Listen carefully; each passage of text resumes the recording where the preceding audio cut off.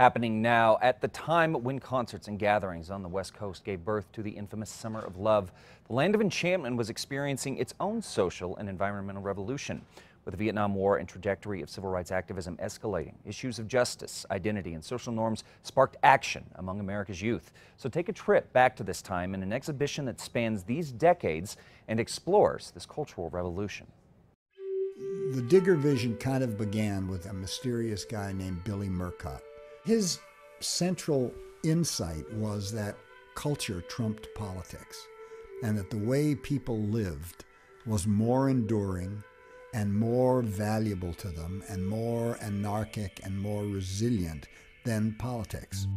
During the Summer of Love in 1967, New Mexico was experiencing its own revolution of society and environment. Basically, the whole thing, in large measure, the countercultural movement was a reaction to the gray zone of post-World War II America, where we became culturally locked into an economic paradigm and consumerism. The voices of the past and the voices inspiring tomorrow are center stage at Voices of Counterculture in the Southwest, now showing at the New Mexico History Museum. The Voices of Counterculture is a real attempt to convey the many streams of countercultural consciousness that went into the bigger picture. In other words, it's not just about civil rights or just about Vietnam.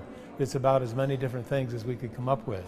Mexico was our India, and I think that's a good thing to say because so many of the East Coast people went to India. We went to Mexico to find the curanderos. I feel like most of the things that we tried in the 60s were the lessons you get from trying something and it doesn't work or it doesn't quite work. I decided there were so many people standing up against the war that the wisest and most truthful thing I could do was to say no in the courts. It starts in San Francisco in the mid-50s, which in my experience is when the whole countercultural milieu began. And then it morphs into the hippie scene over in the Haight-Ashbury by Golden Gate Park, and about that time people started to get back into the back to the land movement, and thus became a real migration to northern New Mexico, because New Mexico was a great place to get back to the land in.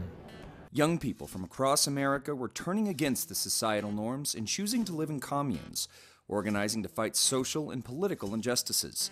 Locations throughout the state like New Buffalo, Penasco, and Placitas were havens for these counterculture enthusiasts. We selected that name, Voices of Counterculture in the Southwest, because the exhibition is largely driven by excerpts from interviews that I have conducted and my friend Meredith Davidson and I have conducted over the years with different counterculturalists from throughout the ages.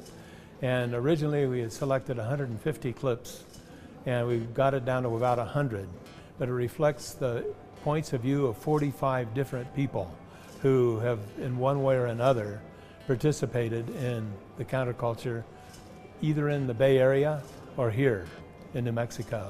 Voices of Counterculture explores the development of the movement from its infancy on the West Coast through its maturity and prominence during the Vietnam era.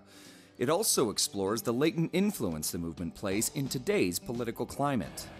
Well, a lot of the stuff that's happening right now actually came right out of the counterculture movement. When you look at things like the way people select the food they eat, the way they grow the food they eat, modern medicine, permaculture, all of these different things are a big part of the American culture today.